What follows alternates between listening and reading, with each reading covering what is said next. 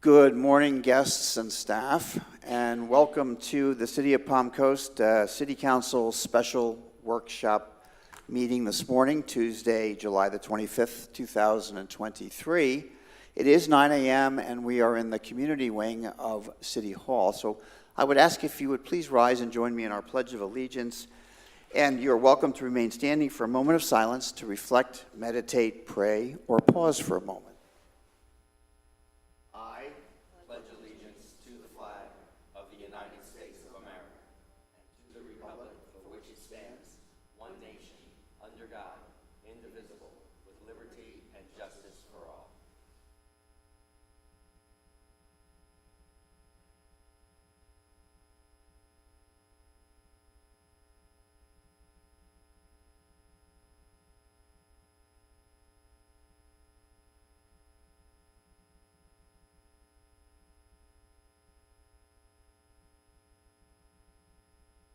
Thank you all.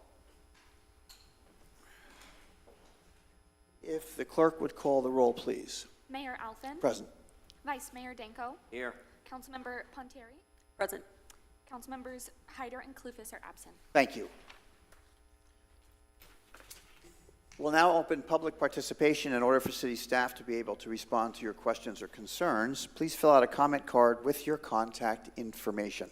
The comment cards can be found on the table near the agendas or available from the Communications and Marketing Director seated in the back of the room. Anyone wishing to speak may approach the podium, provide their name, and may speak for up to 3 minutes. Please direct all comments to the mayor. Be concise and to the point.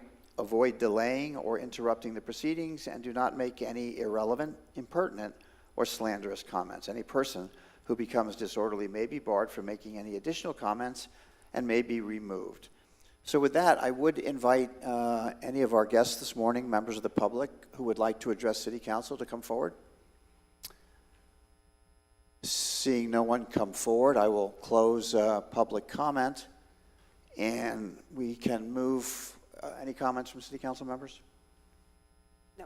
Then we'll move forward to our first presentation, which is found under Section E, number 1, the proprietary funds budget account, which Helena and staff will present.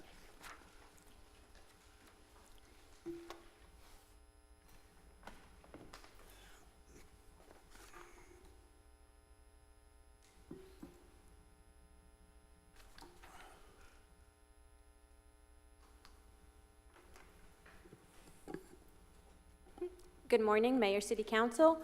Helena Alves, your Financial Services Director. Staff is here today to present to you the proposed budgets for the water, wastewater utility, stormwater, building, and information technology enterprise funds. Gwen will get us started. Thank you. Good morning, Mayor and City Council. Gwen Ragsdale, your Budget and Procurement Manager. So today we have a presentation overview of our operating budgets for water and wastewater, stormwater, building, and information technology enterprise fund. The capital budget for stormwater, water, and wastewater will also be presented. This is an overview of the FTEs for the utility fund and will be presented on the individual budget slides. And this is an overview of Stormwater, Collections and Sanitation, Building, and Information Technology Enterprise Fund. The details, again, will be presented on the individual budget slides. So we will review detailed budget expenditures in the next few slides. Council received the detailed worksheets last week, and they were added to the city's website for the public. I will now turn the presentation over to Director Steve Flanagan, who will present the water and wastewater budgets. Thank you, Gwen. Good See, morning. Steve, I'm sorry, before you begin, just so I can get my bearings here, bear with me a second. When we look at the proprietary funds and the packages that we received last week, there's a column heading that says fiscal year 23 projection total available funds. What column does that correspond to in your slides today? Part of the budget presentations is not only your fiscal year 2024 proposed, as it is estimated for fiscal year 2023. So we've got, if you look on the screen there, you've got your adopted, that one was adopted by council in September. And then estimated is where we think we're going to be at the end of September 30th. So when you approve your, at the first public hearing in September, you will approve the estimated budget for '23. So just give me a definition of what total available funds mean. That's not on the slide, but it was on the prior package that we got. Or you can give it to me later. I just wasn't sure what that meant and Okay. how to understand it. That's fine. I don't mean to interrupt. Please go ahead. No problem, Mayor. Good morning, Mayor, Council. Steve Flanagan, your Utility Director, for the record. Utility staff take great pride in serving the citizens of Palm Coast. We are a proud group of employees, many with decades of experience, that take our job of providing excellent utility service seriously every day. And for utility, that means 24 hours a day, 7 days a week. Let's start with the utility operating fund summary. In this slide, we see that the utility is over a $50 million yearly operation. Our charges for services or revenues, and this is kind of ties to what you're maybe asking about, Mayor, is if you look at the top line, charges for services, it was estimated that we would get $54,400,000 in change in revenue. Correct me if I say anything wrong, of course, Helena. But we are running ahead of schedule, and that was part of my presentation. You see in the estimated 2023 or projected, we will have roughly $55,200,000 in revenue. So we're running about $750,000 ahead of schedule when it comes down to revenues. We have done our best to hold down our proposed fiscal year 24 total cost to a 5.1% increase. Our administration division, we are proposing an inventory tech position to support our current inventory specialist. This staff member is our only inventory person to account for all material, unloading trucks, and providing supplies to all field staff. The transfer position is to address development coordination, reviews, agreements, and aid in final documentation of contributed infrastructure and capital documentation. Costs of healthcare insurance are up $31,000. We reduced the professional services by $24,000, and that equates to a total increase of 15.3%. On to customer service division. The majority of the increase in this division is cost of health insurance, up $42,000, salaries up $74,000, for a 10.6% total increase. May I stop you for just a moment? You said that salaries are up 74,000. That's correct, for What's customer service. What is the breakdown of that? The breakdown would be cost of living increase, merit increase, and any certifications or auto promotes that would have been obtained. And how many people do we have in the customer service for this department? I believe off the top of my head, it's about 18. 18. Councilperson. Okay. What is the About COLA for us right now? Is it 3%? We have 4% built into the current budget that you're looking at. 4% COLA? Okay. And is that for every department? Not obviously not just, but it's across the board. Okay. Thank you.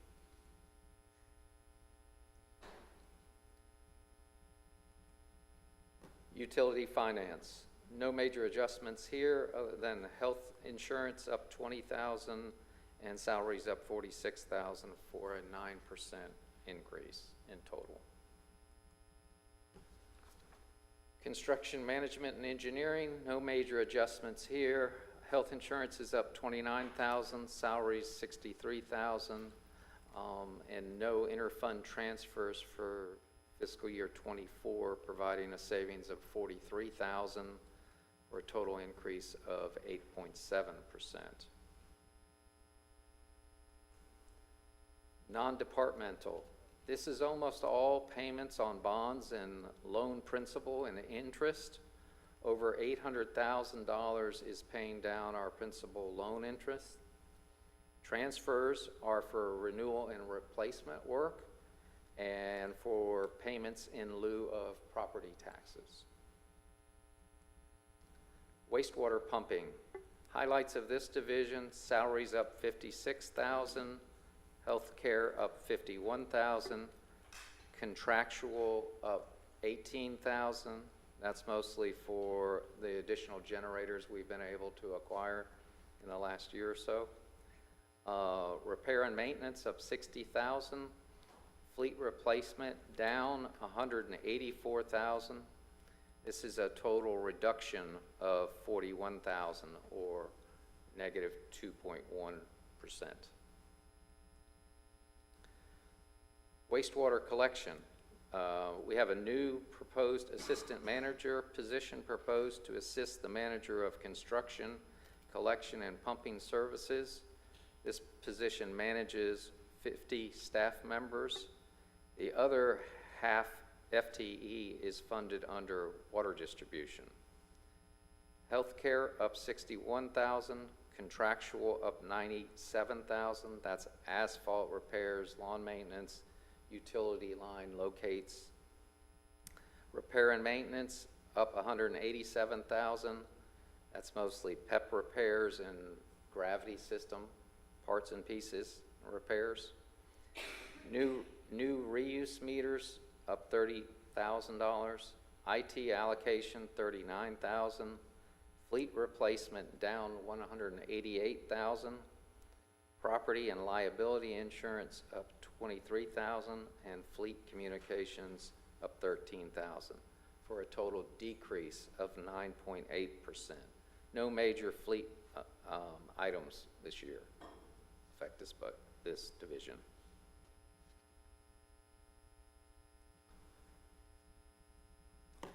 Next, I would like to talk for a minute before we go into the wastewater plants and the water plants, is about the impact of chemicals to the facilities. For wastewater, we'll go first. A couple of the major chemicals that impact us are Micro C. It's a proprietary chemical, and it's gone up since 2021. It's gone up almost 100%. Luckily, it's kind of stabilized over the last year, and it's held its price over the last 12 months at $3.35 a gallon. Polymer's gone up about 30%. It also has stabilized over the last year, so no changes from 2023 moving into 2024. And then probably our largest chemical purchases for both water and wastewater are sodium hypochlorite, or bleach. And that's gone up since 2022. It was 75 cents a gallon. 2023 is 98 cents a gallon, and our new quote is $1.38 a gallon. And I can also tell you, when we acquired the 138 quote, it is much higher in some other areas like Alabama and other areas than our service area. So even though the number's gone up quite a bit, we kind of feel blessed to be paying $1.38, as silly as or crazy as that sounds.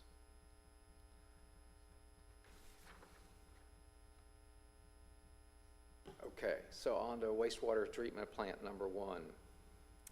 Changes here are salaries up $32,000, healthcare up $55,000, electricity, which is a major component of all of the plants, some a little more than others, but this one we're projecting to be up $140,000, rentals up $20,000, operating costs under $5,000 up $38,000, chemicals up $83,000, machinery over $5,000, $31,000 increase, and fleet replacement a savings of $37,000, for a total increase of 13.7%.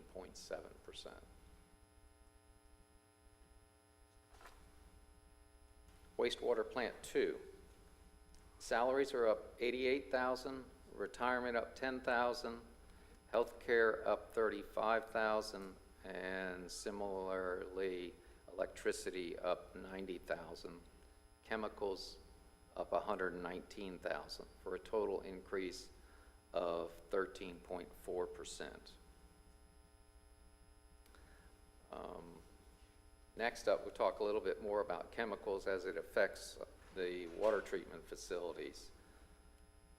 Once again, sodium hypochlorite is common to both water and wastewater treatment facilities, and that increase over the last year between FY '22 and '23 was 30.6%. The change from fiscal year '22 to '24 is 84%. Lime is also another major factor at 2 of our water plants. Water Plant 3 does not use lime, but Water Plant 1 and 2 both utilize lime as part of the treatment process.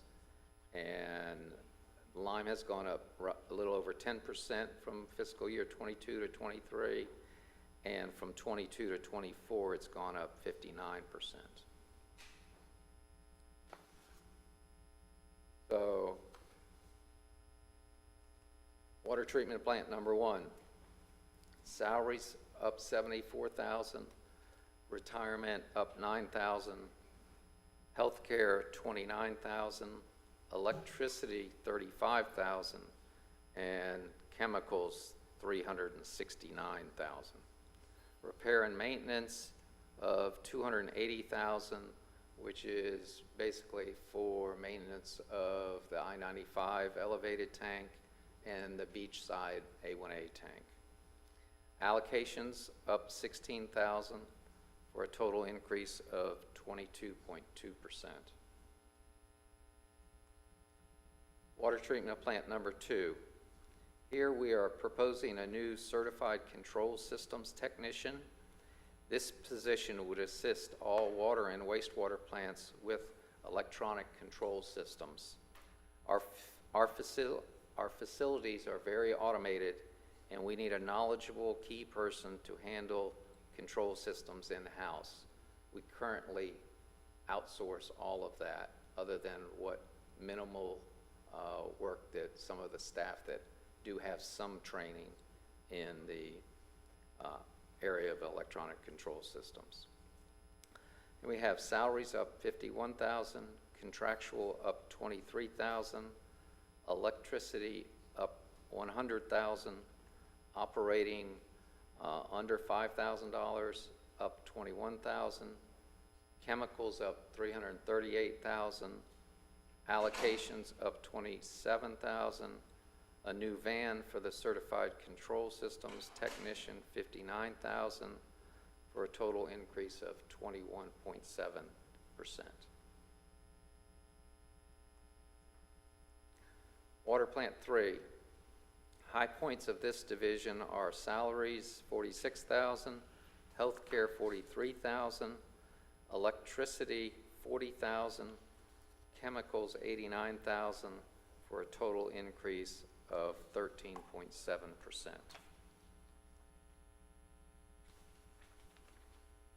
Water Quality Division. Salaries down 21,000, healthcare up 30,000, contractual up 11,000, fuel up 8,000, allocations 10,000, for a total increase of 2.8%.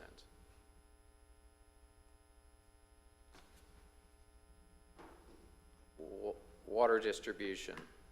Salaries up 20,000, healthcare 77,000, contractual services we reduced by 10,000, operating under 5,000 reduced by 16,000, fuel up 10,000, new installations we reduced by $750,000 or 750,000, fleet replacement 70,000 increase, insurance 25,000 increase, fleet maintenance 11,000, and fleet communications, 19,000, for a total decrease of 6.9%.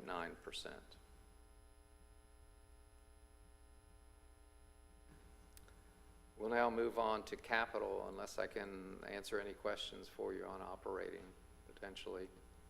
You want to kind of make a stopping point for I'll a hold second? my questions. Wait, Phil. Go through it. Okay, very good.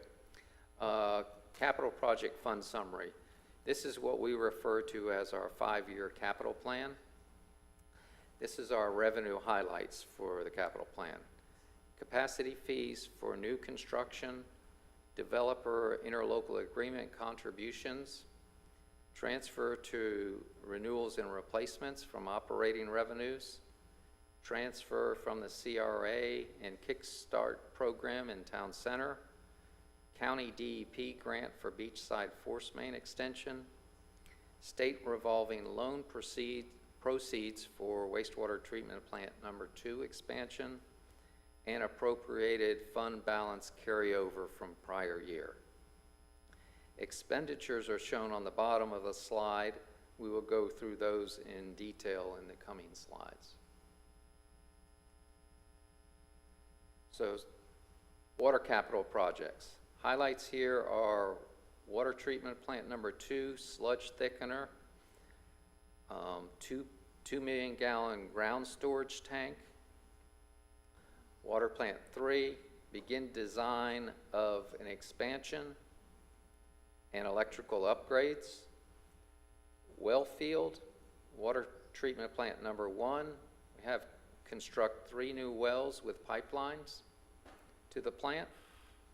Water plant 3, begin design, testing, and construction of the brackish well field for capacity expansion. And we have performing test wells to assure production viability for shallow wells 24, 25 in the R section of the community, and the Commerce Drive well. We have Citation 100 water main loop. This is a developer-related agreement project, along with Citation water main extension from Seminole Woods to water treatment plant number 2, also a developer-related project. Next up is Marineland Acres. It's a beachside water main relocation that we partnered with Flagler County on. Willow Woods, this is a beachside water main extension that is funded by Flagler County through ARPA funds.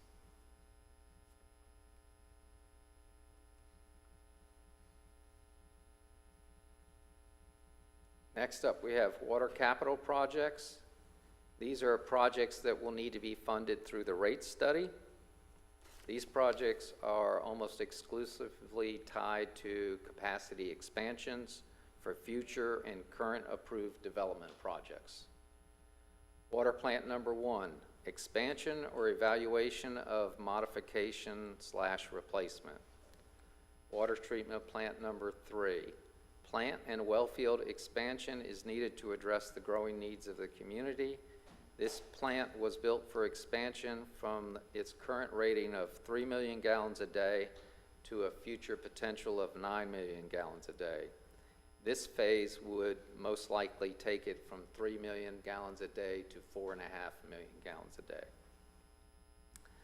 We have the Goodwill and Commerce Drive wells. These would supply additional raw water for treatment at water plant number 1. Concentrate main outfall improvements. This is mostly regulatory related.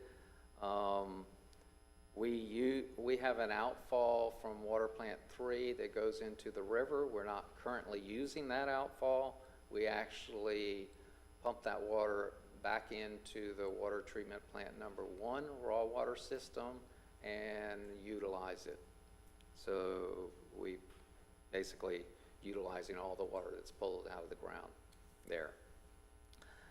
At some point, though, when we go to brackish water, we will need to, because it'll be much more concentrated in salt, and we'll need to go either to the river or some other means.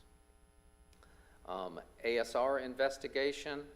This is the potential to pump concentrate water or excess reclaimed water underground that could then replenish the groundwater for possible raw water supply. And then we have some monies in for well field property acquisition. This is dollars for property to purchase future well sites. Wastewater capital projects. PEP installations, these are for new homes and replacements and piping parallel upgrades. Centrifuge replacement with a screw press. This is for wastewater treatment plant 1 sludge handling process. Wastewater treatment plant number 1 expansion and rehab. This is intended to take our current wastewater treatment plant number 1 from 6.83 million gallons a day capacity up to roughly 9.1 is the estimated potential that we could get out of this expansion. Wastewater treatment plant number 2, current construction is underway to expand the plant from 2 million to 4 million. Wastewater treatment plant number 3, in our capital plan, we were always looking forward as to, you know, the 5-year plan and the 10-year plan and even further out than 10 years. So wastewater treatment plant number 3 is properties that we are looking to acquire through our agreement with the FGUA on South Old Kings Road for the potential future, probably 6 to 10 years out or so. And we have force mains, State Road 100, Old Kings Road, State Road 100 to the future wastewater treatment plant number 3 site, and to serve the areas of south of State Road 100. Old Kings Road, force main parallel to wastewater treatment plant number 1. This design is nearing completion. It's basically a hydraulic capacity upgrade for the pumping system when we pump wastewater fluids to the plant. Over time, as you pump more and more, the friction losses and things like that cause you to need to either enlarge the pipe or parallel the pipe. Beachside expansions. County-funded projects to ultimately convert beachside septic systems over to central sewer for the benefit of the environment and to provide services for the business development community on the Barrier Island. Reclaim water extensions, Seminole Woods Extension and the Citation Boulevard Extension Gap. These are both developer-related project agreements. Pump station upgrades. These can be things like miscellaneous upgrades for capacity, generators, and odor control systems. Old Kings Road, 4-laning, phase 2. This is roughly in the area of Farragut or the Bowling Alley up to the Farmsworth Drive area. We have some money in there for relocation of some of our gravity sewer lines.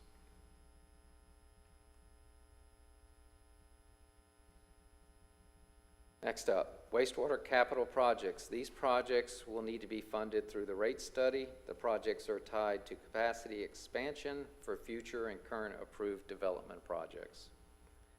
Wastewater treatment plant number 1, expansion and rehab. As we talked about before, this would be the construction component of the design and permitting to go from 6.83 million gallons a day to 9.1. To include a reclaimed ground storage tank and some electrical upgrades. Then we have spray field to rib conversion.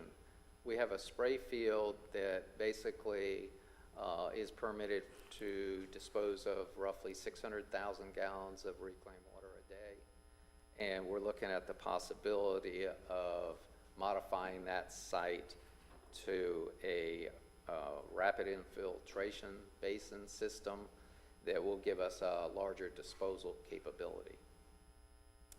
Wastewater treatment plant number 1, biosolids treatment disposal, possible upgrades to the sludge dewatering process, wastewater treatment plant number 2, reclaimed water ground storage tank, a 2 million gallon a day plant to give more flexibility for reclaimed water production. And we have wastewater treatment plant number 2, aquifer recharge. Consider the possibility of when there is excess reclaimed water to pump it into the aquifer for withdrawal in the future. Funding for reclaimed water land acquisitions and the possible use of the Dry Lake Pond near Citation Boulevard in Seminole Woods for disposal needs. Pump station 24-2, this is a triplex pump station that's at the easterly end of Whiteview Drive. We have some capacity upgrades and modifications here. This is one of our major pump stations that pumps wastewater all the way to the treatment facility.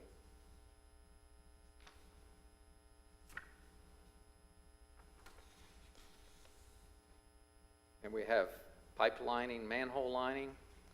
This project helps to reduce the amount of stormwater that leaks into the sewer system by lining both gravity pipes and manholes to eliminate those leaks. This is very important to keep the system both in good shape for extended system life and best utilize wastewater treatment capacity. Every storm groundwater gallon that we can eliminate from the system is capacity that can be utilized for growth. And we have the maintenance and operations complex. This funding will provide for the future long-term facility planning to have a complex where the main utility field operations will be outside the higher flood zone and in a facility that will be more capable of handling hurricane conditions. This ends my portion of the presentation. Happy to take any questions you might have. Steve, I just have a couple of general questions, and Council Bursch, you have some questions too. One, the annexations that you're forecasting, you feel you have sufficient capacity and knowledge of what those annexations might be? We do. We do at times feel like we're a little behind the game. So we haven't minded at all that there's a slight slowdown in the housing market or the building market. But we do feel that we can keep up with capacity, yes. And it is a challenge at times, yes, sir. Different but similar to our conversation about the roads. So the old bones theory here. Based on the investments you've just described in detail in line items, do you feel comfortable that we're not degrading or eroding or falling behind with the delivery of services that your departments provide? Mayor, I believe that, you know, we've talked a little bit about the old bones theory as well with the utility. We definitely are starting to see signs of the old bones. For example, this morning, one of my managers came in and to update me of the work that's taken place in the P section off of Parkview, where we have the road closed and there'll be a manhole being replaced and some piping being replaced for the gravity system. And we have a road closed and people, you know, having to go out of their way to deal with it. In that same area, he just told me this morning that we have a gravity piece of main that's on Parkview that's going to need attention very soon as well. Those are becoming more and more common. I will tell you that that section of town is not our best section of town, Parkview. Historically or in the last Historically, decade? From the time it was built, basically, Okay. Mayor, which just also shows the importance of spending your money wisely up front, if you will, because inspection and making sure you get a good product in the ground from the beginning pays off over the many years. Okay. This part of Palm Coast is probably the worst gravity section we have in the Parkview area. Okay, and the last question, just based on your expertise in the industry for so many years, is there any change in the forecast for per capita use of water going forward out 10 years? In other words, are people using the same amount of water they did 10 years ago as they are today, and what about the next 10 years? Good question, Mayor. We, as a community, have always conserved well, you might say. One of the ways we've done that is St. John's has always kind of impressed upon us as a utility that makes sure the consumer is connected to the cost of the water.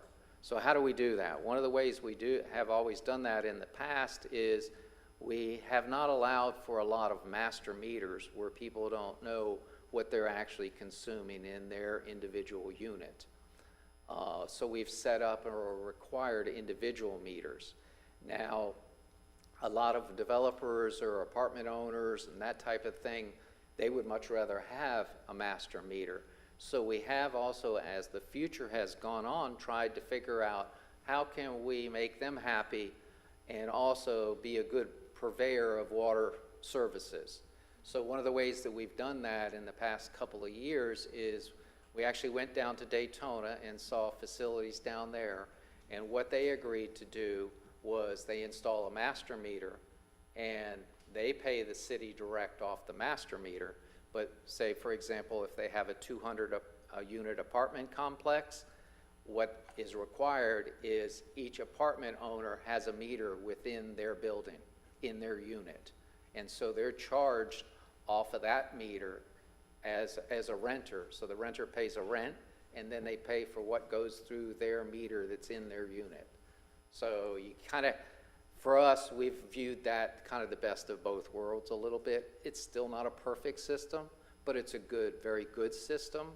One of the other things I would say to you is, you know, we just got in the reclaimed water business, I say just, in 2008. For us that have been around here for a long time, 2008 is still pretty recent. But that's 15 years. So 15 years we've been growing our reclaimed water business. Every day that we grow that business, it can take the consumption of water down for our individuals. Okay, I appreciate that. So, and the reason for my question was, so growth is a straight line in terms of water consumption, or it curves logarithmically one way or the other based on the social norms of using water today? I just don't know. And you and I can talk about that. For us, it's been going down, and Yeah. it should continue to go down, but mostly because of the reclaimed water component. Okay. Because a lot of water is thrown on the ground for irrigation. And building features as well, which I think offer control devices. Right? Excellent point. Yeah, okay. Excellent point. Sorry to take the time. Council Pepper? Thank you, Steve, for that presentation. Pleasure. And Mike, I don't have any questions for you, but one of the things I'm noticing is, we're all noticing is, one of the increases is across the board has been the cost of medical. And I'm just curious, either from our city manager or from Human Resources, did we shop around a lot? What have we done to try to control these medical costs is kind of what I'm curious about knowing. Yes, Vice Mayor, we do shop around, and we go out and actually request from numerous entities a cost proposal. But I think Renina can give you the full spectrum of what that means. Sure, because this is just a reoccurring theme, obviously, across the board. Councilperson Pontieri? I think we're waiting on Renina. Oh, I'm sorry. Good morning. Yes, we went out for a full survey this year. They went out to everywhere. Aetna, United Healthcare, Florida Healthcare Plans. They did a full analysis this year. And who did we end up going with? We went with Florida Blue. We Okay, stayed is that with who we previously Blue Cross. had? Yes, we did. Have we upped the amount of out-of-pocket for our employees? Have we upped the cost? Can you give me a little sort of background on Yes, we that? increased our premiums, and we also increased our out-of-pocket. And what is the out-of-pocket now? I believe it is 40 and 70 for a specialist. Well, no. And that's if you're on the PPO. If the high deductible plan, you're paying the entire cost until Wait. you meet your deductible.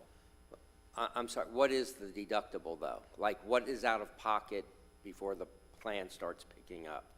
And I know it's broken down because of, different, so much for a doctor's visit, so much for this or that, but So if What you're- is the actual amount? Like, I can tell you, like, on my Medicare, it's something like $7,000. It's $4,000 for an individual. 4,000 for an individual? Right. So, And 8,000 for a family? a spouse and family. great. All right, I just wanted to get a little background on that. Sure. Because I know it's been a large increase across the board. It has. Thank you. Sure. That's all I have. Councilperson? So, Mr. Flanagan, thank you for your presentation. You know, I've seen a lot of places, I've been around the world, and after everything that I've witnessed, one thing still amazes me, and that's that we live in the best country in the world. And what you do is a very large part of that. This is literally a staple. And I share the same concerns as Mayor voiced with regards to capacity. You know, as we're taking in more and more people, and that's not just here in Palm Coast, but in a lot of cities in Florida, I am concerned for our capacity. I know that staff is going to work in Tallahassee with regards to appropriations for a wastewater treatment plant. I think my concern, like the mayor voiced, is making sure that whatever we do, and I know that the Mock Center is going towards this too, this is for the long road. You know, we're not just thinking 5, 10 years down the road, but 20 years down the road. With regards to the Mock, I see a line item on this specific slide. It says 3.5. Is that what we are dedicating from this department to the Mock, or what we anticipate over the years that are listed? I think there's also,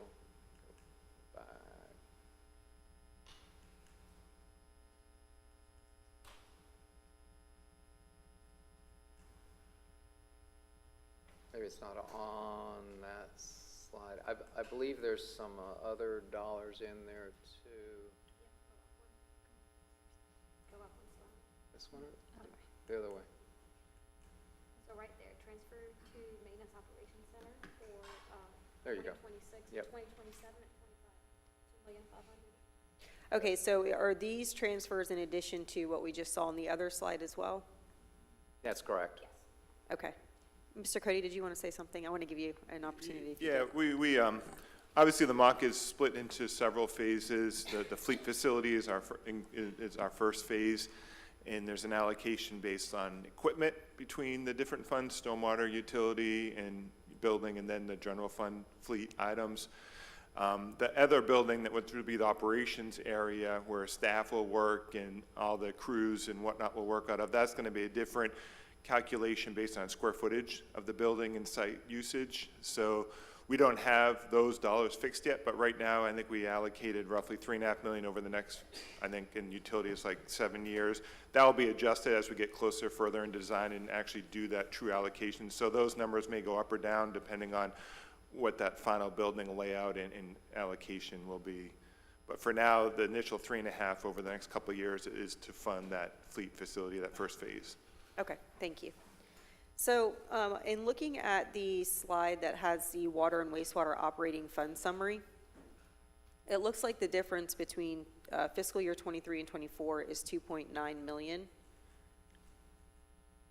I'll wait for you to get there.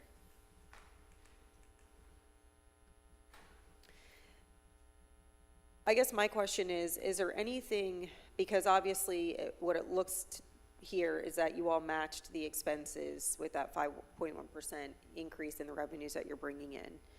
Is there any savings that can be had within your department so that you can take some of these monies and dedicate them towards the mock? And I ask this because I know that certain monies can come into this fund and certain monies can come out of this fund for certain things.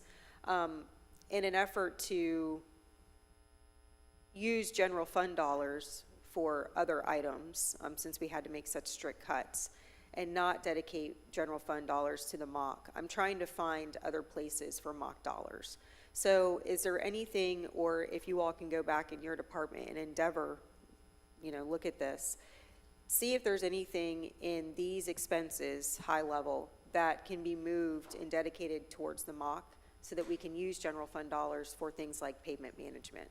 I know this is kind of a big ask, I understand that, but I'm asking you all to see if there's any savings that we can look into, because these funds are so restricted, but if they can go to the mock and kind of fill that gap that the general fund dollars would otherwise have to go to the mock for, I would like us to try to figure that out. Councilperson Pontieri, one of the things that we did consider to do as we were cutting our budget was to cut chemicals, but we didn't really want to play games, to be honest with you, with the budget. We could cut chemical budgets by a fair amount, but then at this time next year, quite likely we'd overrun those budgets. So it's somewhat of this is, as you can see, like we talked about, from the adopted budget to the estimated or proposed budget, now that we're 10 months into the year, we get a much clearer picture as to what our revenues are and what our expenses are. I would hesitate to cut much out of this budget because, one, production's going up because every day we're getting more houses connected to the system. And two, I would connect to what the mayor talked about with the old bones. We're seeing more and more over time, there's going to be more and more repair expense to the system. So for me to try and cut much of anything out of here, I think we'll be playing a game at the end of next year to add money back in. I hate to tell you that, but that's my true feeling. No, and I appreciate the candor. Should we be increasing our impact fees? That will be going through for the rate study. When the rate study comes, and we expect a rate study to come to you in November, it will definitely have an increase for impact fees. And do you find that the impact fees that we're bringing in right now are comparable for the growth? And I know that the rate study obviously will tell that story more clearly, but from what you're seeing at this time, is the impact that the influx is actually having compensating for what you need in this budget? It's not, because construction costs have gone up so much. Matter of fact, I can't tell you what the price of an 8-inch piece of C900 PVC is off the top of my head right now, but I can tell you at one time in my career I could, and the last time I heard what the guys were paying for it, I almost fell over. That the costs have gone up that much for some of the materials that we deal with. And then add into that the labor cost increases for construction, it's gone up quite a bit more than what our increases have gone up for capacity fees. Now, I will tell you one thing, I view it as a bright spot in our future when it comes down to capacity fees and how we use our capacity fees is, someday there won't be many PEP tanks going in the ground because there's a limited amount of PEP tank lots. There won't be any more built. So as we move forward, the costs of installing PEP tanks will go away, and the only cost will be when they get replaced occasionally. So that's something over time, over the next 3, 5, 7 years, that we'll start to see a drop off in those capacity-related costs, because they're not cheap either to buy a tank and to install it. Takes a fair amount of our capacity fee. Well, everybody knows the Lord works in mysterious ways. I have faith that you guys will be able to figure it out, and you've done a wonderful job, and I like the planning that, is going into this. I really just urge, hopefully we get those appropriations that we need for expansion, and look forward to the rate study because I think it's long overdue. I will also tell you, I take a lot of pride in keeping costs down, both in capital and operations where we can. And what about the water quality awards? Well, let me say, Mayor, I'm a little frugal in both at the house and at the office. So I tend to look out for my neighbor when it comes down to costs. No, and I appreciate everything you all do. I remember touring the facilities. It's pretty amazing. It's quite the operation. So kudos to you and staff. And again, I don't want to put you in a bind. I know that the cost of chemicals have gone up. Just trying to be creative because these funds are so restricted with regards to what we can do with them. So just trying to see how we can creatively provide for all of our infrastructure. So Totally understand. thank you. Totally understand. Thank you, Steve. Thank you. Mayor, if I can respond to your question earlier, what you were asking was referencing the 5-year capital improvement plan backup that we provided. I was thinking operations. So yes, the total available funds are what is expected to carry from projects, plus what's expected as revenue for the next fiscal year. Once you add the two, that's what's available for project So, spending so it's that a year. component of the projection. That's what I was Yes, getting to. Thank you are for correct. explaining that. Yes, thank you. All right, good morning. Good morning. Carl Cody, Director of Stormwater Engineering Department. So the Stormwater Management Fund summary, you can see on this slide here, we got a summary of revenues and then expenses. Our charge for services, our ad valorem taxes, has a slight increase, over each year. Charges for services has gone up quite a bit. That was tied to our rate study to account for the additional staffing, equipment, and program enhancement that was adopted by council. Our bank load proceeds, that there is for purchasing our equipment for our new crews that we're bringing in this coming year and the following year. Other revenue, that is tied to our stormwater inspection program. So when we do inspections associated with permits, we charge fees and get reimbursed for our time out on those sites. Grants, we have two big grants in '24. We received the state appropriation for our P1 structure replacement, and then we have a water management district grant and about $1 million for our London Waterway project. And then interfund transfers is the American Rescue Plan Act funding that is being transferred in. And we had originally looked at doing our London Waterway project this current year, beginning that, but we bid it the first time, only had one bid. It was high. We made a few changes, rebid it, got two bidders, and was able to drop the cost by about $1 million or so. So we're ready to move forward with that, so that will be coming to you, I think, next month.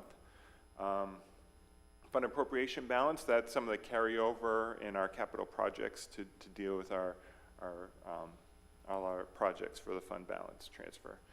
Our stormwater operations, you can see there's a drop in the coming year. An increase, apologize. There's an increase. We did some shifting of staffing.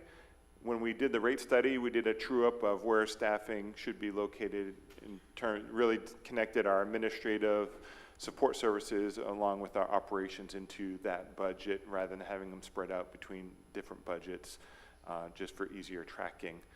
Our stormwater maintenance has quite a large increase. You can see we'll get into the various slides here, roughly $4 million, and we'll get into the specifics on some upcoming slides. Stormwater engineering is a decrease. A lot of that has to do with projects and pretty much mainly that London Waterway project, and we have less construction projects coming up this next fiscal year. We'll have more in '25 for construction. And then non-departmental has gone up, and that, I believe, is tied to that fund balance appropriation. So our stormwater management engineering side, you can see the personnel changes. You can see the staff here that was shifted over to operations. Our deputy director, our survey crew, and engineering tech, and survey technician. Those are all the staff that deal with the plan reviews, the inspections, really work with our inspection staff over there in operations that are out on site, and our maintenance staff as well, doing the rehab and pipe replacement programs. So they're a lot more collaborative to be located together. So you can see that's the big decrease in this particular budget in engineering. The capital outlay, you can see our number dropped a couple $1 million. We have two major projects this year. The London Waterway and P1 will be construction. Other than that, we have some, pipelining and replacements and those types of projects that we do every year, some minor capacity improvements throughout the city. Our stormwater management maintenance, you can see we have a lot of new personnel in here. That is primarily to bring on that new freshwater canal crew. And they are a start date of June 1st timeframe. So they're only going to be part of the year because we need all the equipment on hand before we can actually have them be effective and be able to be useful. So once the equipment is in place and we know when that timing's happening, we'll start hiring staff. And you can see so that was the jump in the personnel services, was some of the new staff, and then the standard, what you've heard before, healthcare costs and just increases in personnel. Operating expenditures, that has a lot to do with our aquatic spray contract is up this year, and we're going to be rebidding it. We know chemical costs have gone up. We do continually seek to use alternative treatments. You know, we put carp in the canals. That's an ongoing program. It's permitted through the state. So there's only certain canals we can actually use those in. We've worked with University of Florida and the Ag Center to work on a weevil that can be put in the canals to go after certain weeds. So that has been an ongoing program that we were a study for them, where they've tried to see how effective that was.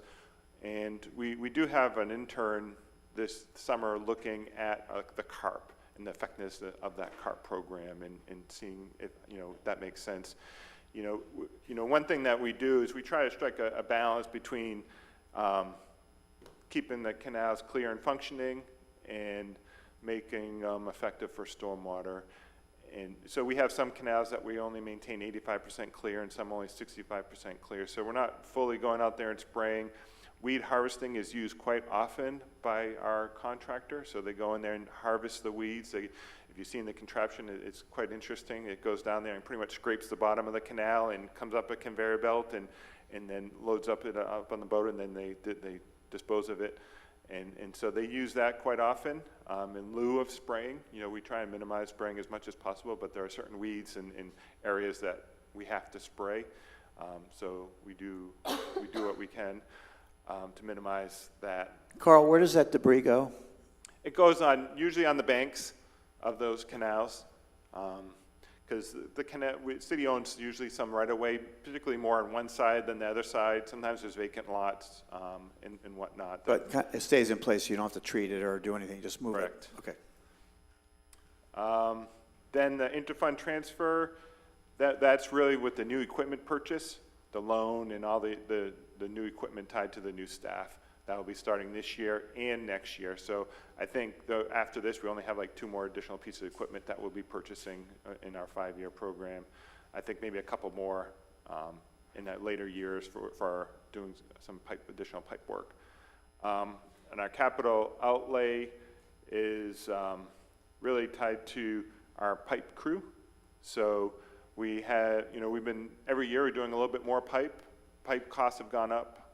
So that's one thing we found. We've had to do multiple biddings, looked at multiple piggyback contracts. We're always looking at trying to get the best price we can on the type of pipe, looking at different materials. So we continue to analyze that and obtain new quotes as we work through that system. But that's some of the larger cost increase there is really price increases for material.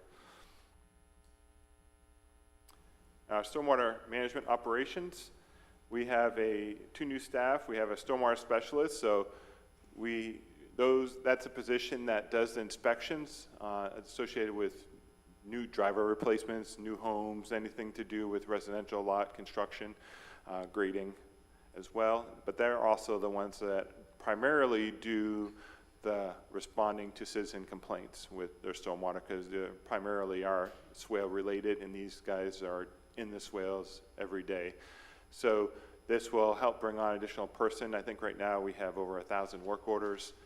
So this is going to help with that. The citizen engagement and outreach coordinator position is also going to help manage our work orders, provide more feedback to citizens, because a lot of times these get older.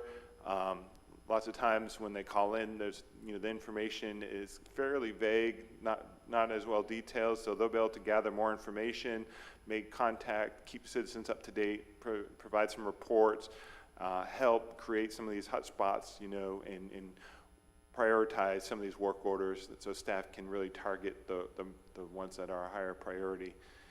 And one other thing that we have to do is part of our city-wide MS4 permit is to do public outreach and informational brochures, and we've been doing a lot of videos, so that we want to educate the public because that's one thing we get our questions about the stormwater. How does the swale work? What do we need to do? How do we maintain it?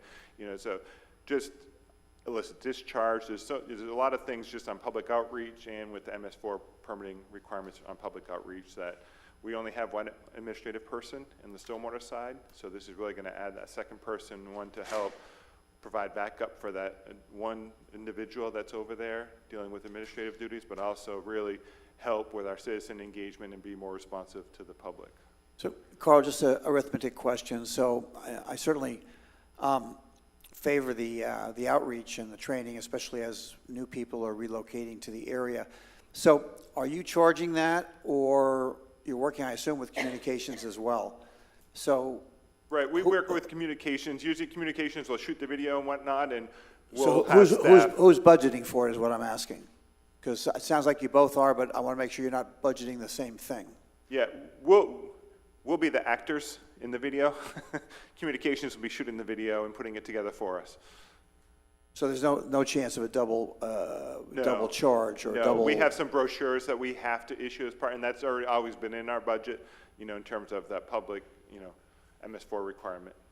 But no, there's no double dip in there. We're not duplicating anything. Carl, if I may, because I spoke with staff about this specific position yesterday. It's my understanding that this new position is going to very much be a customer service role where this person's going to be reaching out to our residents, fielding a lot of complaints and helping to facilitate those. Is that accurate? Correct. There'll be one seeking additional information. You know, some of the cases are old. Maybe the new house was under construction, they had a problem. Maybe the house is built now and the issue's not even there anymore. So it's checking in with the citizen. Do they still have an issue? Give us more information on the issue. You know, is it, you know, when do you have those problems? Trying to gather photos. Any information we can have that we can do some pre-work on and identify the priority of the problem will help us strategize on when and where we send our inspectors out to deal with any swale problems. Obviously, our city is unique in this way with the amount of canals that we have and the swales. I encourage staff to continue to do its outreach to the public to educate them on the fact that swales are supposed to function a certain way, you know, how long water should be sitting there, whether or not water is sitting there longer than it should, those types of things, and the importance of dredging our freshwater canals so that our swale system is working the way that it should, because obviously all of these are connected. Are there some KPIs that we can look at after hiring this individual to see what the production and the efficiency of handling cases prior to this additional position versus after this additional position, so that we can really see what's working and where we might need some more assistance, personnel, resources, et cetera? Because I mean, I'm struggling. I'm thinking about that one because this person won't actually be closing cases unless, you know, they reach out to a citizen. They're saying, we no longer have a problem. You know, the new home's been built. They fixed the grading. I don't have an issue anymore. So those would probably get closed out. Or there could be some that are a couple years old where we've done rehab around the corner and now they don't have a problem anymore either. You know, like you indicated, sometimes we may have cleaned out a ditch and that fixed the swales in a neighborhood. You know, we've had that happen before too. So we may get a few cases closed in that regard. But what this will help stop is reducing people calling in 2, 3, 4, 5, 6 times, you know, for the same issue because, hey, it's been 3 months and I haven't heard from anybody. Well, we're 400 calls behind because our guys are doing inspections every day and don't have time to look at the swale issues right now. So I mean, I can appreciate that, but I guess my concern is one of the biggest complaints I get from our residents are the swales. And this is nothing new. I mean, I know I'm not the only person that sat in this seat that has experienced that same thing. So I guess what I'm looking for is something to show how we're progressing on cases, how we're addressing cases, and what amount of time it usually takes us to be able to resolve something, or if there's some type of system that we can look at to see what's working and what other resources we may need to devote to this specific cause to help our residents with their swales. Right, and that's part of what this person will help with. We have our swale specialists that go out there before we go do swale work, And sometimes we have cases on those streets or in those neighborhoods. We may be on that street that may be right around the corner. So our goal is to maybe task some of those, move some of those work orders over to the swale specialist, help categorize, help tie some of the work orders together into areas where we can be more effective in addressing these work orders. I know we have two pots. We have our top priority ones. We have our buckets. We try and do when we're in an area where we're working, and then we have, you know, our oldest cases that we also don't want sitting there too long. So we try and hit those three buckets all at the same time, you know, with the staff that we have. You know, the addition of the stormwater specialist should help address, you know, our inspection time and free up those staff to do more inspections.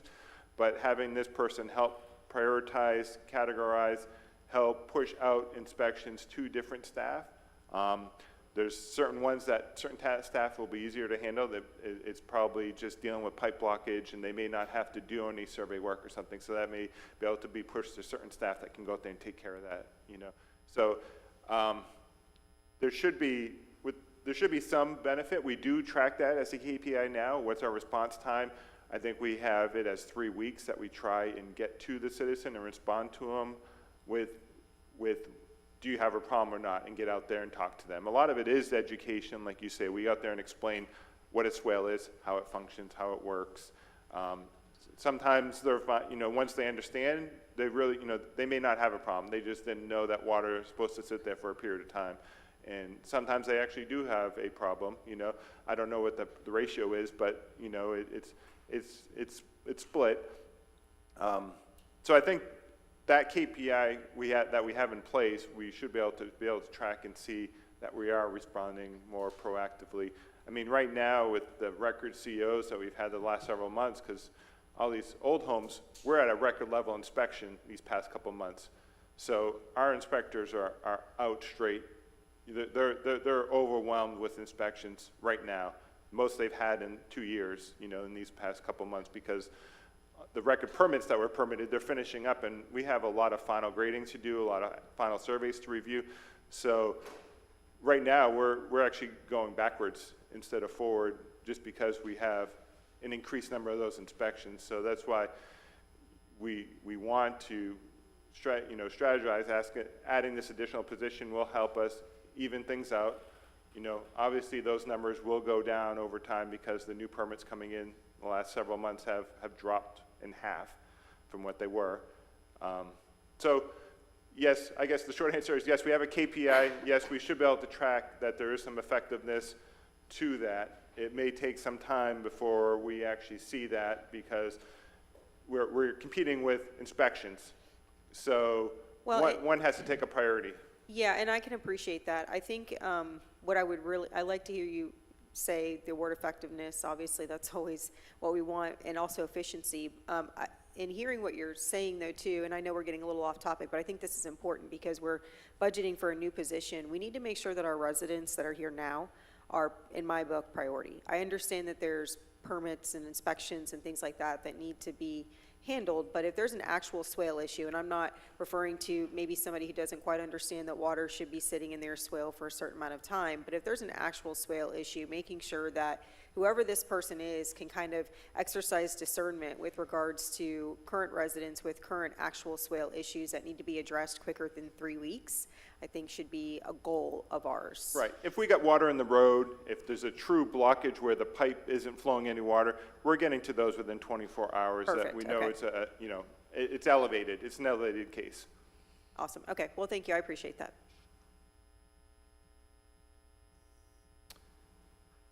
And then our non-department rental, you can see here there are interfund transfers. You can see that the big change in 24, that has to do with the stormwater's mock allocation primarily, and then debt service. Our stormwater management 5-year plan, you can see in 23 what our estimated is, and then in proposed in 24 goes up quite a bit. That is primarily tied to, this is our revenue, so you can see we covered this pretty much on the first one between the grants and the loan and the appropriations that we do have. We have quite a bit in this coming year.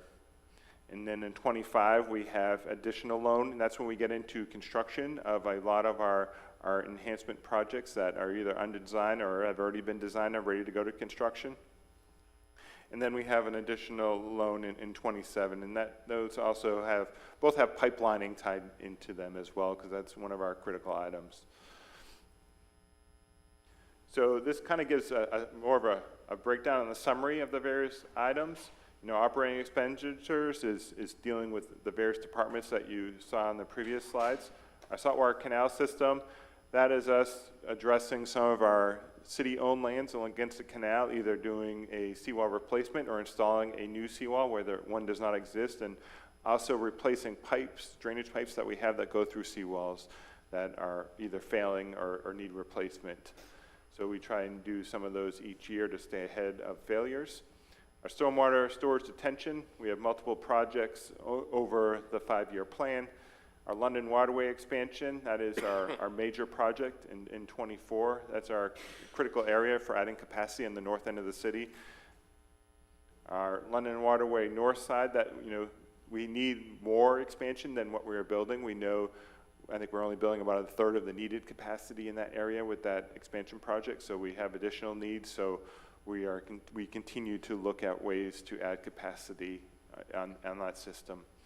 Our control structure replacement weirs, we have multiple projects. These are some of our smaller ones. Most of our major ones will be replaced once we replace P1. That's our next line item in this coming fiscal year that we received an appropriation for, I think, of $1.25 million. Our major pipe and canal crossings, that includes pipe replacements, pipe lining, and those various items are larger ones that we have to do that we usually contract out for. Capacity improvements, those are just improvements that we do. It could be something as little as, widening a ditch, adding bigger pipes, those sorts of things where we're improving the function of our system. Our pipe replacement program, we identified that earlier. You can see the dollars in there. You can see the drop in future years, and that's because we're bringing staff in-house. And so rather than that contracted service cost that was built into that $950 is now gone away. Our swale maintenance and rehab program, those costs gradually go up. We know, cost of sod, cost of doing business, keeps going up. So we built in some cost inflation factors over each year. Swale maintenance, rehab, and renewal, ditch maintenance, rehab, that's, again, slight increases every year over the 5-year plan. Weed control, again, we're expecting a large increase. The last contract we had was a 5-year contract. The first 3 years had increases built in, but the last 2 did not. So the contractor did hold his pricing on that. He charges he basically has to meet a level of service that we inspect. We also built in GPS monitoring, and we added some additional canals that weren't being treated in areas to the scope of work as well. So we did increase the scope of work slightly and tried to account for the increased chemical cost. So that we don't have bids in yet, so that's just our projected, budget at this point to cover that upcoming contract. Canal maintenance. That is to address work in our canal system and our rear structures.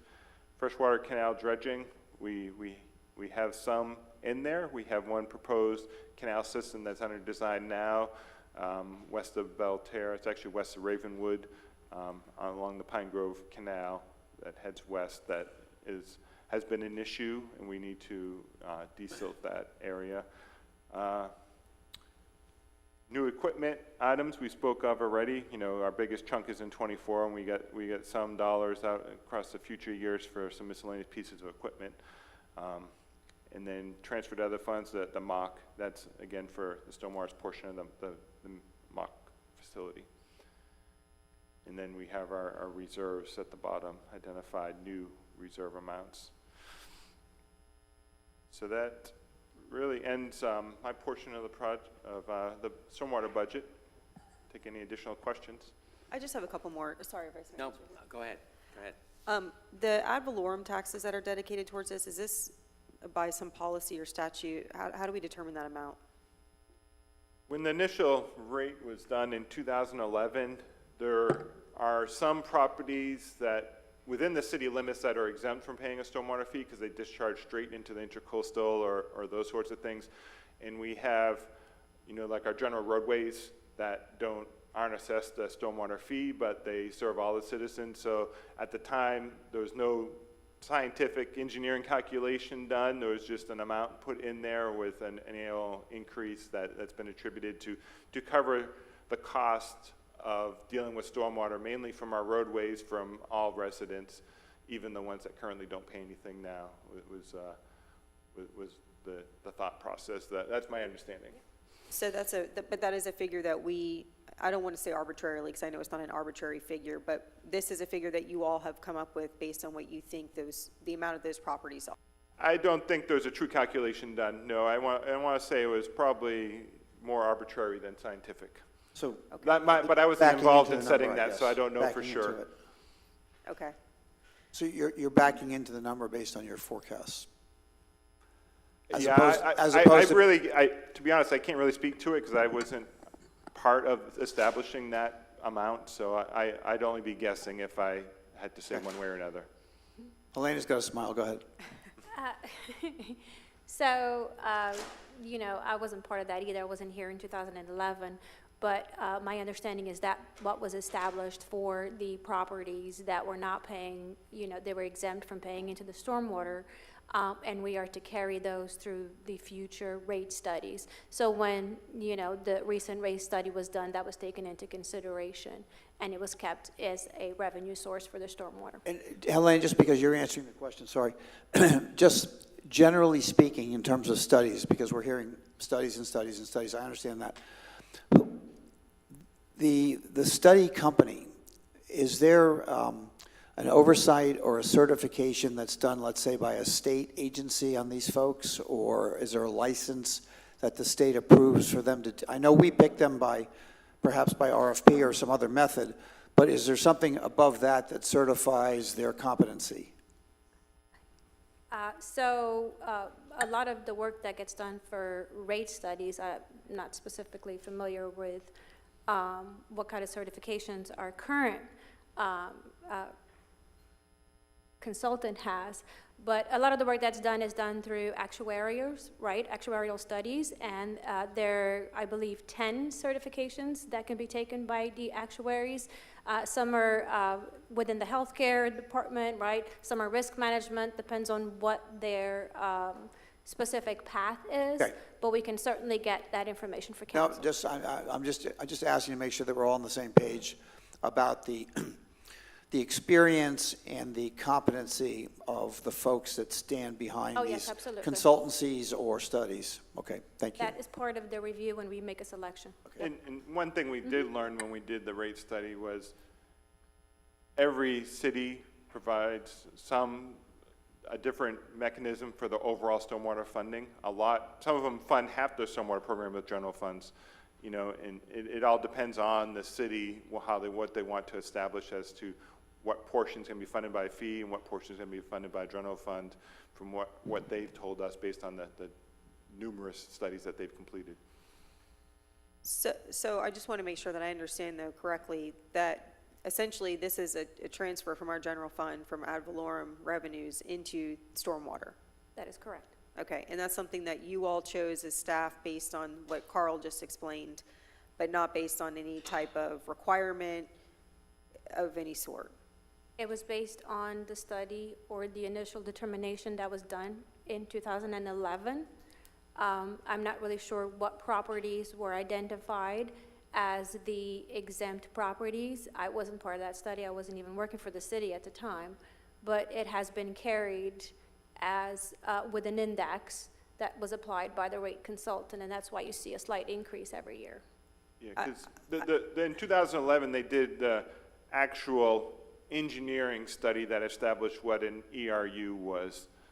and equivalent residential unit versus the stormwater fee itself. So there's an engineering report, and as part of that study, that's when that general fund allocation was established. When we do a rate study update, we're not redoing an engineering study, because that was an engineering firm that did that initial report. What we do is we hire a rate consultant to look at our capital plan, look at our expenses, and do an allocation of what the rate needs to be to meet, to stay functional and complete the projects that are identified in your long-range plan. So that would be a different study if we wanted to revisit the ERU calculation component of the rate. Well, after 10 years, I'm wondering if we still need to be transferring, that's $500,000 that comes from our general fund. We just cut 2.8 to get to a rollback from the general fund.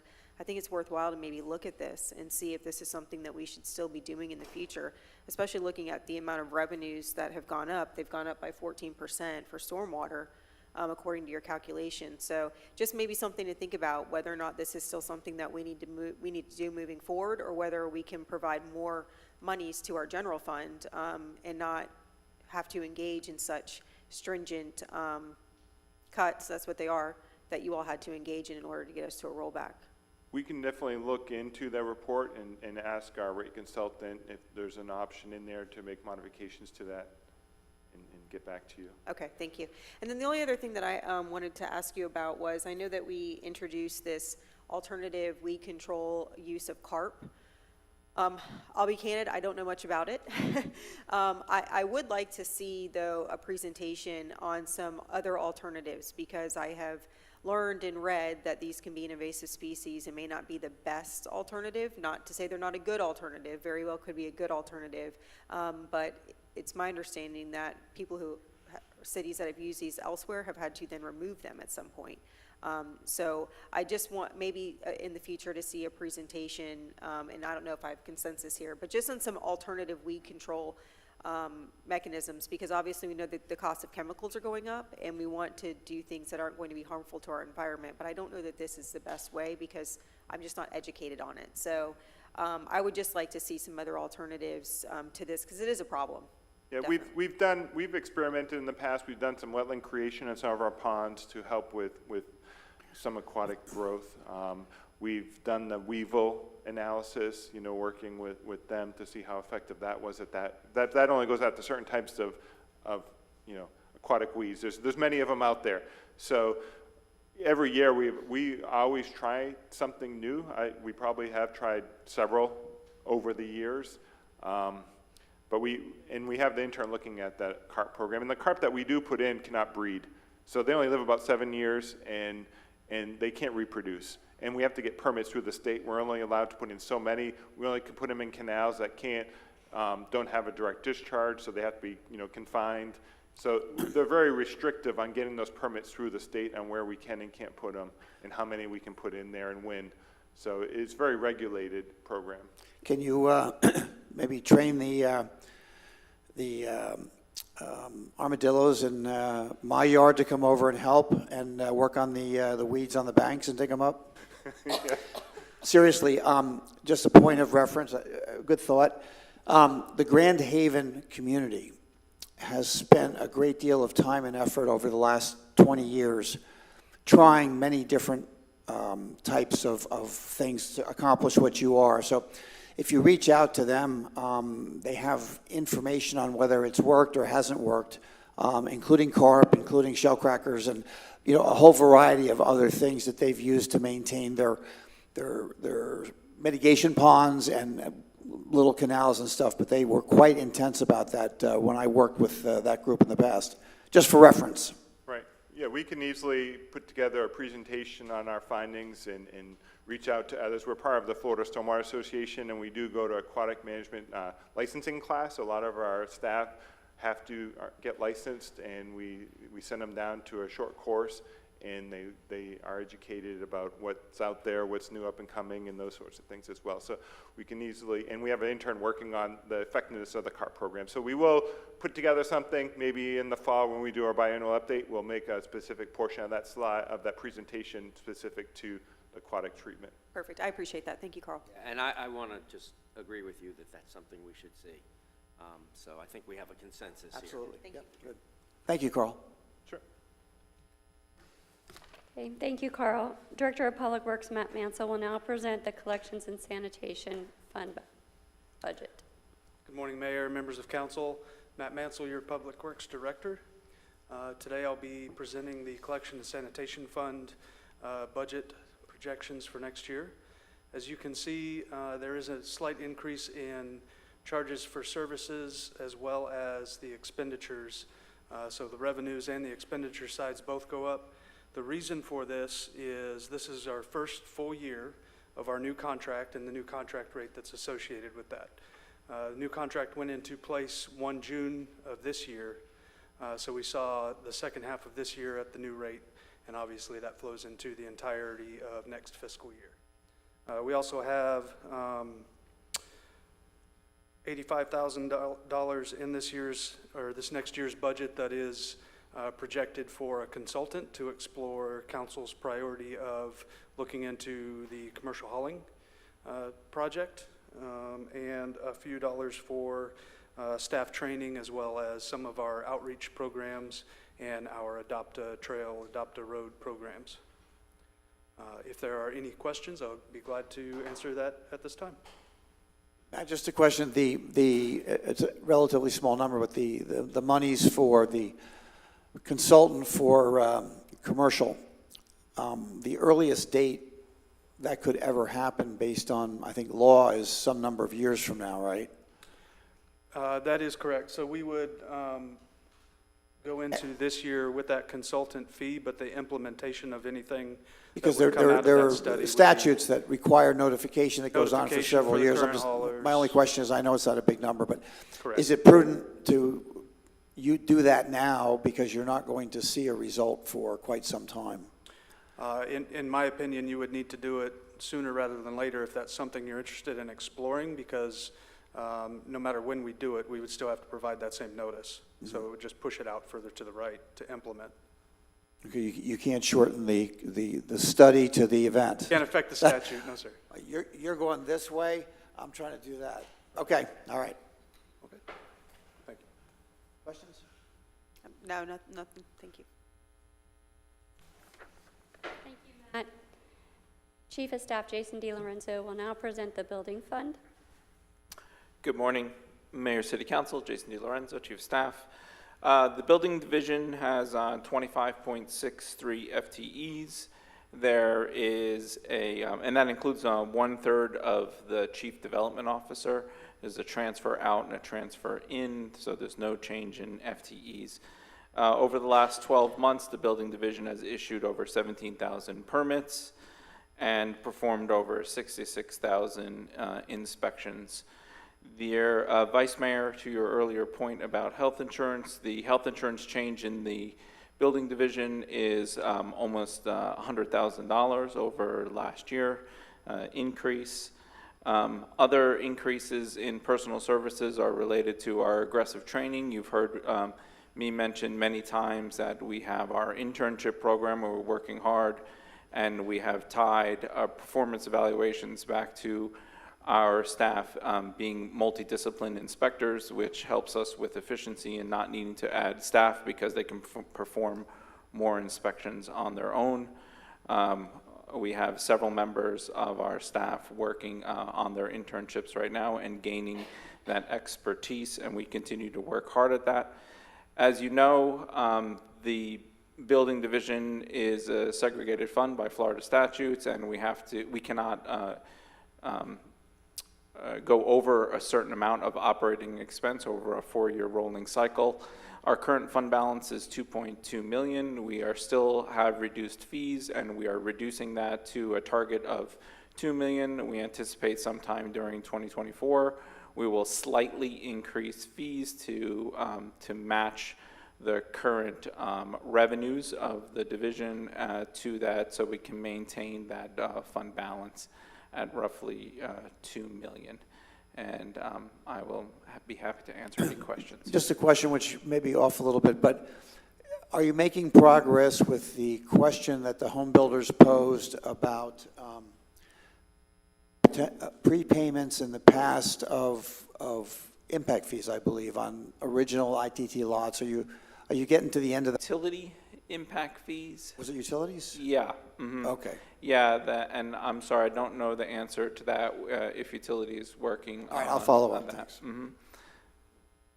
I have no questions. No, I have no questions. Okay, Thank you. Thank you. Thank you, Jason. Next, Director Doug Akins will present the IT Enterprise Fund. Good morning, Council. The IT Enterprise is a proprietary fund that is funded by revenue from fiber and broadband services, as well as cell tower revenue. The fiber revenue comes from services such as dark fiber leases and services we provide to municipal partners such as Flagler County Schools. The increase in revenue this year comes from annual contractual escalators, revenues from the 2 agreements for towers recently presented to Council, as well as $173,394 in appropriated fund balance. This year, we are budgeting approximately $374,000 for consulting services to assist us in inventorying and documenting all the connections and assets related to the fiber network. This documentation is important not only for the daily operation of the network, but also for planning for the necessary future maintenance and replacement of end-of-life assets. We've had several times where staff have gone into the field to locate items and not been able to find them. It's hard for us to plan for future replacement of some end-of-life assets, not knowing when those assets were put in the ground. So this project is very important for us to know where all of our assets are at, where the connections are at, to make sure we can maintain this network properly. We are also requesting an infrastructure administrator position that will be shared with the IT internal budget.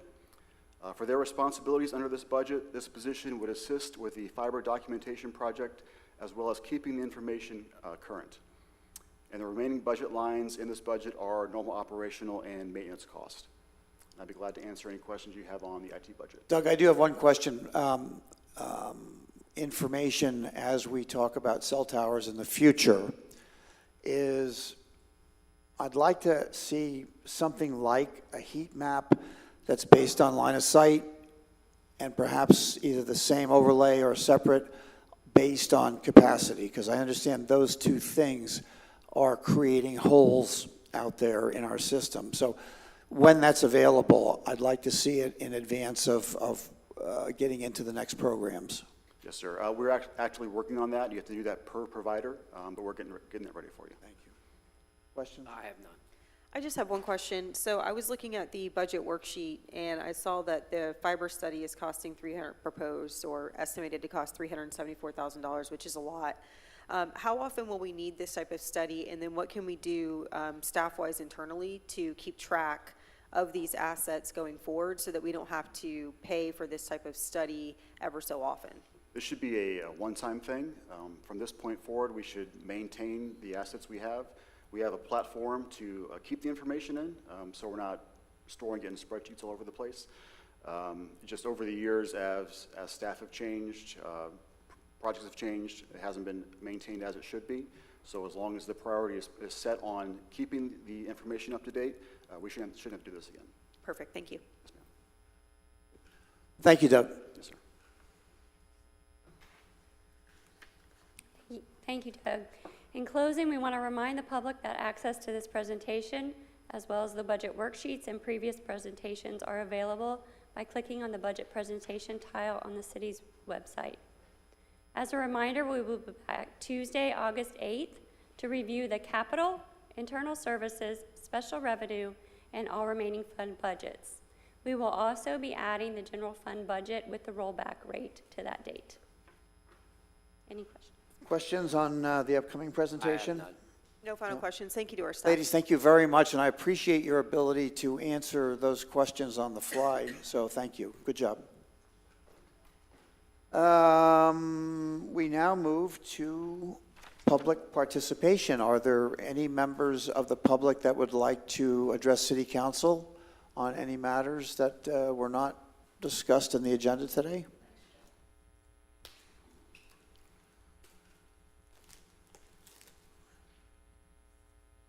Good morning, Mayor, City Council, Gene Dowd, Palm Coast resident. There's a saying out there, and I've said this before, when you're wrong, promptly admitted it. Last week's meeting was one long meeting, And I have to apologize because I sat back there and convinced myself not to walk up here and do what Mr. McDonald did, Robert, and commended the city council and said he would support them again. There was a tax made on city employees, weren't stopped. There were attacks made on city council members, not stopped.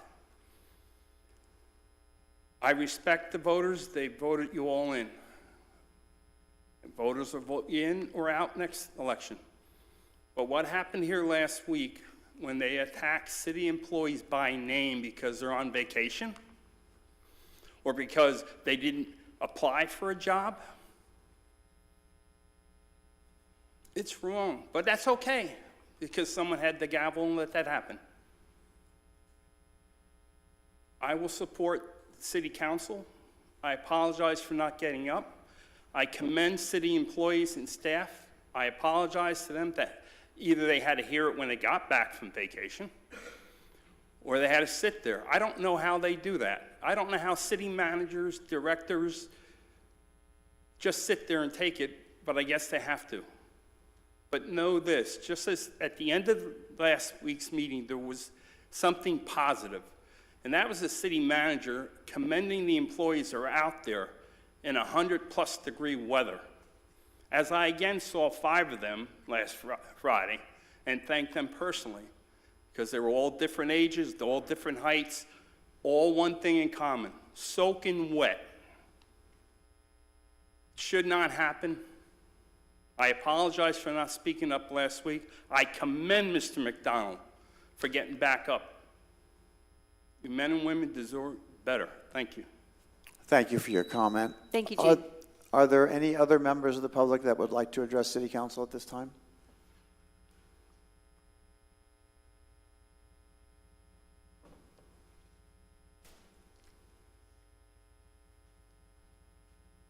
Hi, my name is Denise Calderwood. Been a resident of Palmco since 1974 when I was 8.5 years old, or 7, something like that. My math is not that good.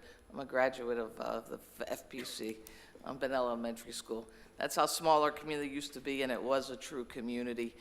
Lately, it is not a community. Apparently, the community consists of 3 main stakeholders, and that's city council members, apparently developers, and maybe the citizens if we're lucky. And you can have as much citizen engagement as we talk about, or the confusion about the differences between the different departments and who does what where with communications, with website development, social media, social marketing, whatever, okay? The bottom line is I'm out there in the community every day. I'm in the heat. I'm talking to our citizens.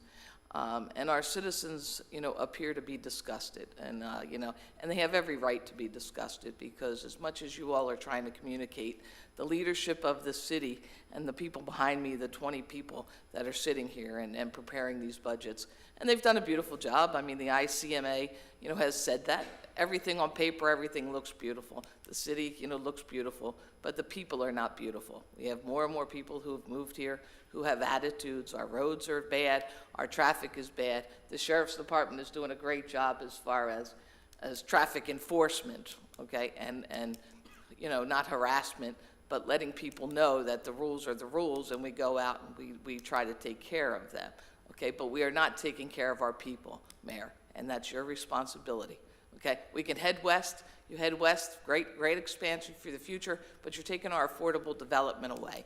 Okay, I personally took responsibility for the homeless issue behind the city library, and I'm proud to say that my organization and our people have taken the last homeless person that was associated with the library, and we moved them west. We moved them to Palatka and Interlochen because they have affordable land, they have leadership that's willing to work and do alternative housing, and allow FEMA to actually tie down a trailer when somebody's house has been destroyed, okay? And they're utilizing their community development block grant monies, they're utilizing their social services, they're utilizing what little services they have, okay? St. Johns County does what they need to do, so does Volusia County. Flagler County, Palm Coast is not doing what it wants to do or needs to do.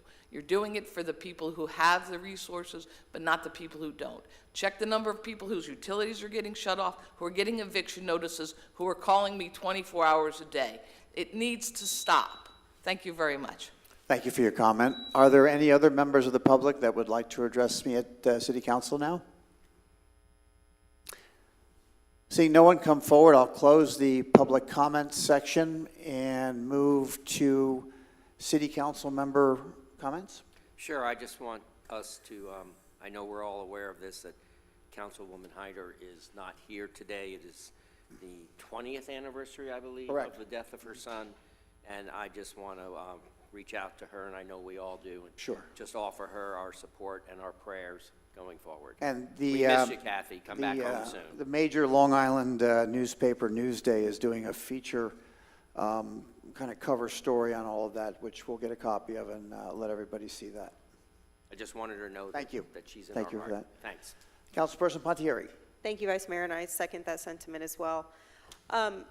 I want to thank Mr. Dowd and Mr. McDonald for your kind words, and I appreciate every resident that comes up and voices their opinion. Denise, I know you very well, and I know you're very passionate about those that are less fortunate in our community. I think that just as a general statement, a lot of us in this room are driven by passion, and I've been in this seat now for about 8 months, and I've put everything in my soul into trying to get this city operating in a way that will make our residents happy. And I think the bulk of our residents are happy. I think the bulk of our residents walk outside, see that they live in a beautiful city that is well maintained. We're not perfect. I think that there's been some things in the budget that have been adjusted. Staff has worked really hard to allow us to meet the rollback, to engage in the cost savings that we've had to engage in, and we're still working. Like a miracle, you have to see to believe. But I do believe that our staff is working very hard, and I would ask that myself and especially Councilwoman Hyder, who are, still working with staff and working with our new colleagues up here on the dais, be respectful with your comments. We do listen to you all. We are trying very hard to make sure we're meeting all of your needs and your desires, and that we're working collaboratively up here to make that happen. I appreciate our residents coming here and, again, voicing their opinions, and I also appreciate the residents who express gratitude to our staff because they do work very hard, and I just really hope that we can continue to work with our residents and with each other in a collaborative manner, all working towards what I think is one goal of keeping costs low and quality of life high. Thank you, Mayor. Thank you for that. With that, I'll go to City Manager. Yes, thank you, Mayor. Sorry for my voice. I have just one update resulting from last week's workshop. We have been coordinating with FP&L on the franchise fee and been able to further refine the point, I think, requested by City Council on a referendum. And from FP&L, that is not feasible for them. And I'm just looking for maybe some direction on if you want this to come back to you on 8/1 or at a later date. What does not feasible mean? Well, frankly, not to speak from FP&L, but basically it came down to having the item come to the voters, and just basically this is a decision that typically doesn't come to the voters, and that was a concern that they did not want to see as an outcome. So let me boil it down. Their offer, if it includes the referendum, is not on the table. So essentially what you're saying, City Manager, is that FPL would not agree to allow the rate to be a referendum? Thank you. Well said. Okay. So then I would ask for consensus that we just remove it from the agenda, because I think we all said up here that if the rate could not be a referendum, that we would not vote for it to be put in place. So based on that, I would say it needs to be removed. Let me just ask you, as opposed to removing it from the agenda, that we would have consensus to, if we can, withdraw the motion at the next business meeting. And I'm fine with withdrawing the motion based on the consensus that we would only move forward with this if it could be a referendum. So we are taking this completely off the table? It's not on the table anymore. You don't have to We have take it off. consensus, Vice Mayor. Not to come back and revisit us again? Correct, to remove it from the agenda, so I will make at the next business meeting, because that's when it's appropriate, I will make the motion, withdraw my motion. Okay, you actually can make a motion at a business meeting. It's nothing that prohibits. Correct. We just can't do it today at a workshop. I just want to make it clear, though, if that's the update, then that's what we as council said we would do. We need to just make sure that that's the understanding we're under. So, just to be clear, I'm just going to repeat this again, just so we get this. Since we can't put it on the ballot, then we are going to withdraw this and move forward and let this go. That's council. Yes, hold I on. will withdraw my motion. That's Councilperson Pontieri's Okay. motion. I think And that's then, fine. and then we will have to vote on that, like all motions. Oh, we can't put it on the ballot, so kind of kills our motion, right? Correct, because my motion was only based on the fact that it could be placed as a So referendum. we'll be removing the motion. The motion will no longer exist. That's it. Correct. Okay. City Mayor, thank you for coming in, by the way. I know you're under the weather today. We appreciate your presence. And the timing looks good, so FCSO is paying for the donuts. All right, with that, I would ask for a motion to adjourn. Second. We're adjourned. Thank you.